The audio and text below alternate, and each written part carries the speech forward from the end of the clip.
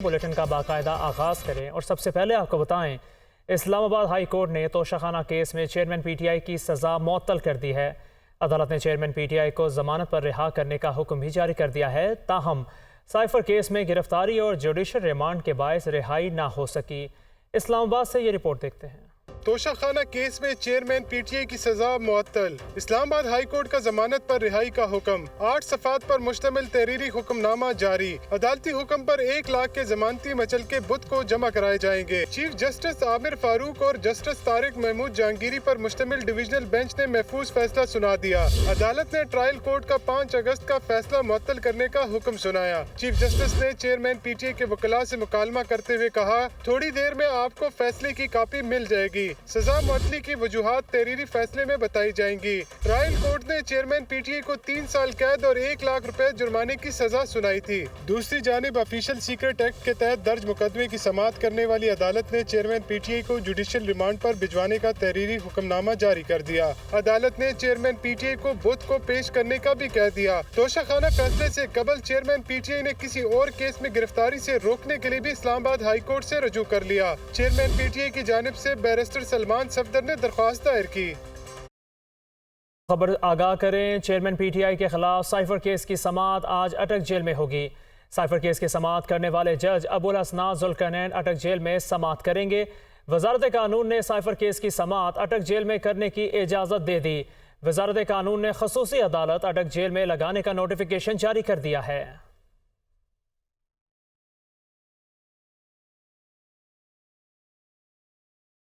دوسری جانب مسلم لیگ نون کے رہنما عطا اللہ تارڑ کا کہنا ہے کہ سائفر کیس میں چیئرمین پی ٹی آئی کی رہائی ممکن نظر نہیں آتی، سزا معطل ہوئی ہے، ختم نہیں ہوئی۔ چیئرمین پی ٹی آئی کی نااہلی برقرار ہے۔ وہ اسلام آباد میں پریس کانفرنس کر رہے تھے۔ کا کیس ایک سینسٹیو کیس ہے، غیر قانونی طور پہ ایک بیانیہ گھڑا گیا، سائفر لہرایا گیا، اس پہ پوری سیاست کی گئی، آفیشل سیکرٹس ایکٹ کی وائلیشن کی گئی، بھگتنا تو پڑے گا، اور وہ گرفتاری پہلے سے ڈل چکی، تو یہ رہائی تو ممکن نہیں ہے۔ سزا اپنی جگہ قائم، نااہلی اپنی جگہ قائم، چوری پہ سرٹیفائیڈ مہر لگ چکی۔ گڈ ٹو سی یو نے آپ کے لیے معاملات تھوڑے سے گڈ کر دیے ہیں for the time being. Chief justice Islamabad high court کے خلاف سوشل میڈیا مہم چلانے پر حکومت کا کارروائی کا فیصلہ۔ وزارت داخلہ نے 4 رکنی مشترکہ تحقیقاتی ٹیم تشکیل دے دی۔ F I A, I S I, I B اور پولیس کے نمائندے شامل ہوں گے۔ اہم خبر، chief justice Islamabad high court کے خلاف سوشل میڈیا مہم چلانے پر حکومت کا کارروائی کا فیصلہ۔ وزارت داخلہ نے 4 رکنی مشترکہ تحقیقاتی ٹیم تشکیل دے دی ہے۔ F I A, I S I, I B اور پولیس کے نمائندے شامل ہوں گے۔ آگے بڑھ کر آپ کو بتائیں، وفاقی کابینہ کے اجلاس میں بجلی صارفین کو سبسڈی کی صورت میں بلوں میں ریلیف کا فیصلہ نہ ہو سکا۔ آئی ایم ایف کی رضامندی کے بعد 400 یونٹ تک بجلی استعمال کرنے والے صارفین سے 6 ماہ میں ایک ساتھ میں وصولی کا فیصلہ کیا گیا ہے۔ دیکھتے ہیں یہ رپورٹ۔ نگران وزیر اعظم انوار الحق کاکڑ کی زیر صدارت وفاقی کابینہ کا اجلاس، ماہ جولائی کے بجلی بلوں پر صارفین کو ریلیف دینے کا فیصلہ نہ ہو سکا۔ 6 ماہ کی اقساط میں بل دینے کا ریلیف بھی آئی ایم ایف کی منظوری سے مشروط۔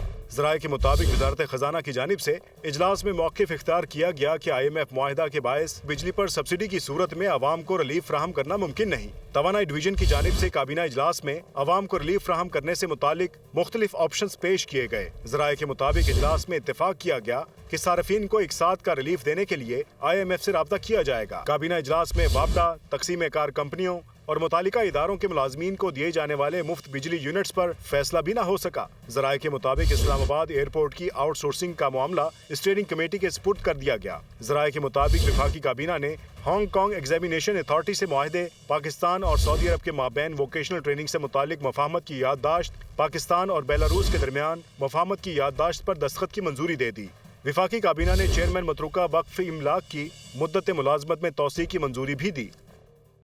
دوسری جانب چیف جسٹس پاکستان عمر عطا بندیال نے نیب ترامیم کیس میں ریمارکس دیے کہ supreme court practice and procedure act میں اپیل کا دائرہ بڑھا کر عدلیہ میں مداخلت کی کوشش کی گئی ہے۔ اگر حکومت سمجھتی ہے قانون کو بہتر یا دوبارہ دیکھا جائے تو عدالت مداخلت نہیں کرے گی۔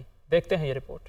सुप्रीम कोर्ट में नैब तरमीम के खिलाफ चेयरमैन पीटीआई की दरख्वास्त पर समाअत। चीफ जस्टिस उमर अता बंदयाल के रिमार्क्स। कहा, सुप्रीम कोर्ट पार्लियामेंट पर गालिबाना नहीं चाहती, लेकिन supreme court practice and procedure act आइन के खिलाफ है। इस एक्ट से अदलिया में मदाखलत की कोशिश की गई। दौरान समाअत चीफ जस्टिस ने supreme court practice and procedure act से मुतल्लिक पिछले अदालती हुक्मनामे भी पढ़े। चीफ जस्टिस ने कहा कि अटॉर्नी जनरल ने तस्लीम किया था कि प्रैक्टिस एंड प्रोसीजर एक्ट में खामियां हैं। अटॉर्नी जनरल ने जून में कहा था इस एक्ट को असेंबली देखेगी, लेकिन इस असेंबली ने एक्ट का दोबारा जायजा नहीं लिया। नहीं मालूम मौजूदा हुकूमत का इस कानून से मुतल्लिक मौक़िफ़ क्या है। जस्टिस उमर अता बंदयाल ने इस्तिफ़सार किया कि क्या मुअत्तल शुदा कानून को इतनी अहमियत दी जाए कि उसकी वजह से तमाम केस इल्तिवा का शिकार हों। अटॉर्नी जनरल ने supreme court practice and procedure act पर दोबारा जायजे के लिए दोबारा वक्त क्यों मांगा? क्या सुप्रीम कोर्ट अपना काम बंद कर दे? चीफ जस्टिस ने चेयरमैन पीटीआई के वकील ख्वाजा हारिस से कहा, गुड टू सी यू, और साथ ही कहा कि उम्मीद है ऐसे कहने पर मुझे निशाना नहीं बनाया जाएगा। चीफ जस्टिस ने कहा कि सुप्रीम कोर्ट प्रोसीजर बिल में हुकूमत ने अपील का दायरा कार बढ़ाया था। हुकूमत सुप्रीम कोर्ट के दायरा कार में मुदाखलत कैसे कर सकती है? अगर हुकूमत समझती है कानून को बेहतर या दोबारा देखा जाए तो अदालत मुदाखलत नहीं करेगी। चीफ जस्टिस ने कहा कि नैब तरमीम केस सुप्रीम कोर्ट का यही 3 रुकनी बेंच ही सुनेगा। अमीर जमात इस्लामी कराची हाफिज नईमुर रहमान ने कहा है कि पाकिस्तान एक तबके के हाथों यरगमाल है। अवाम पर बराह रास्त अपनी नाहली का बोझ डालते हैं। IMF से हमारा मुआहदा है, ये तबका आहिस्ता आहिस्ता करके हमें गुलाम इब्ने गुलाम बनाना चला गया। हुक्मरान तबका जागीरदारों और वडेरों पर मुश्तमिल है। वो कराची में न्यूज़ कॉन्फ्रेंस कर रहे थे। पाकिस्तान यरगमाल है, उन लोगों के हाथ में पार्टियां बदलती रहती हैं, वो तबका एक ही रहता है, दावे कुछ भी करे कोई पार्टी, और ये बराह रास्त अवाम के ऊपर अपनी करप्शन, अपनी किकबैक्स, अपनी नाअहली, उसका बोझ अवाम पे डालते हैं और फिर ये कहते हैं कि हम ये ना करें तो कहाँ जाएं, IMF से हमारा मुआहदा है। तो भाई IMF के पास जो आपने गिरवी रखा है, ये एक ही तबका तो है जिसने हमें 76 साल में गुलाम बनाया है। हम तो बहुत बेहतर होते थे शुरू में, हम तो हर फील्ड में बहुत आगे थे। इस तबके ने एक आहिस्ता आहिस्ता आहिस्ता आहिस्ता करके हमें गुलाम इब्ने गुलाम बनाते चले गए। ये चंद खानदान अपनी ताकत के जरिए से असम्बलियों में आते हैं, ये इलेक्टेबल होते हैं, और ये सारे के सारे हुक्मरान तबका जो जागीरदारों पर और वडेरों पर मुश्तमिल है, ये मार्शल लॉ के अंदर भी मौजूद होते हैं और ये नाम नेहाद जमहूरियत में भी मौजूद होते हैं। अहम खबर से आगाह करें, CTD की पशीन के इलाके सुरखाब कैंप में कार्रवाई। फायरिंग के तबादले में 4 मुबैना दहशतगर्द हलाक, असलहा गोला बारूद बरामद कर लिया गया। हलाक होने वाले दहशतगर्द तखरीबकारी, कत्ल और अगवा की वारदातों में मतलूब थे। अहम खबर, CTD की पशीन के इलाके सुरखाब कैंप में कार्रवाई। ज़राए के मुताबिक फायरिंग के तबादले में 4 मुबैना दहशतगर्द हलाक, असलहा और गोला बारूद बरामद। हलाक होने वाले दहशतगर्द तखरीबकारी, कत्ल और अगवा की वारदातों में मतलूब थे।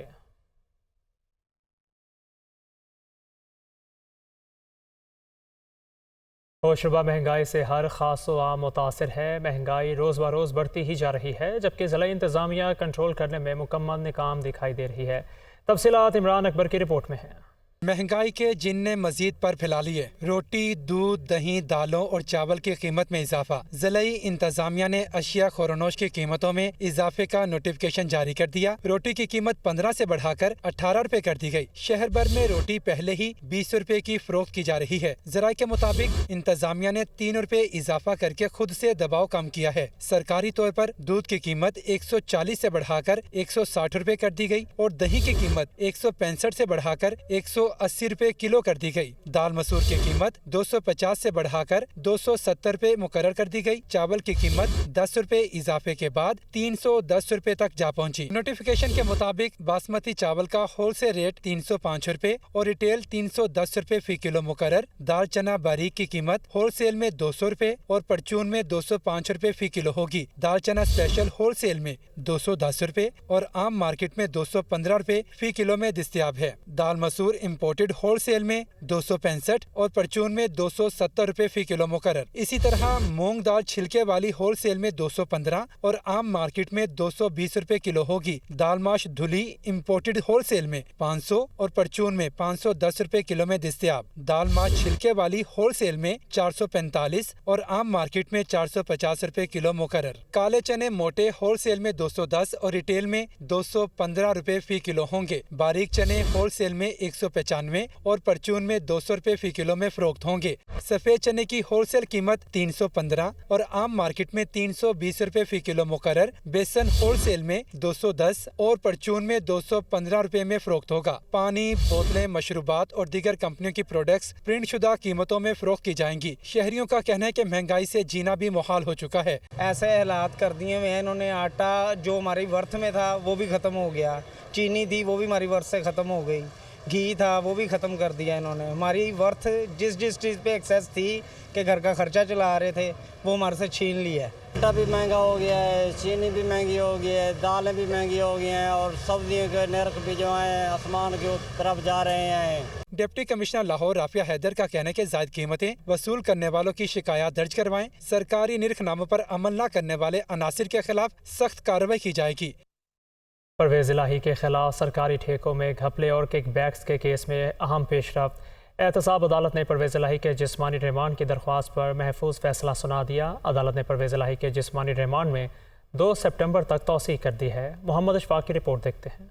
साबिक वज़ीर आला परवेज़ इलाही के खिलाफ सरकारी ठेकों में घपले और किकबैक्स का मुकदमा। परवेज़ इलाही को जिस्मानी रिमांड खत्म होने के बाद लाहौर की एहतसाब अदालत में पेश किया गया। नैब के तफ्तीशी अफसर ने परवेज़ इलाही से इब्तदाई तहकीकात से मुताल्लिक रिपोर्ट जमा कराई। रिपोर्ट में कहा गया कि परवेज़ इलाही तफ्तीश में नैब से ताउन नहीं कर रहे। साबिक वज़ीर आला के अकाउंट में 120 मिलियन रुपए आए, लेकिन वो ताहाल उसके ज़राए नहीं बता सके। परवेज़ इलाही फैमिली अरकान के अकाउंट्स में भी भारी रकूम जमा हुई। अजमत हयात ने बतौर वादा माफ गवा किकबैक्स और रिश्वत से मुताल्लिक बयान दिया है कि परवेज़ इलाही ने कानून से हटकर किकबैक्स के लिए स्कीमें मंजूर की। उनसे मजीद तफ्तीश के लिए जिस्मानी रिमांड में तोसी की जाए। परवेज़ इलाही के वकील अमजद परवेज़ ने जिस्मानी रिमांड में तोसी से मुताल्लिक दरखास्त की मुखालिफत की और कहा कि परवेज़ इलाही के खिलाफ कई नए केसेस दर्ज करके उन्हें छुपा लिया गया है। मोनस इलाही ने अगर कोई काम गलत किया है तो उसकी जिम्मेदारी परवेज़ इलाही पर नहीं डाली जा सकती। प्रोसिक्यूशन से कहें कि वो इल्जामात की दस्तावेज भी फराहम करे। परवेज़ इलाही ने रोस्टरम पर अदालत को बताया कि फैमिली से प्रॉपर मुलाकात नहीं कराई जा रही। मेरे टेस्ट और आंखों का चेकअप होना था, वो भी नहीं कराए गए।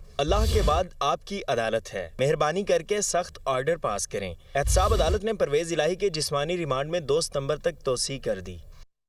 फिल वक्त के लिए इतना ही।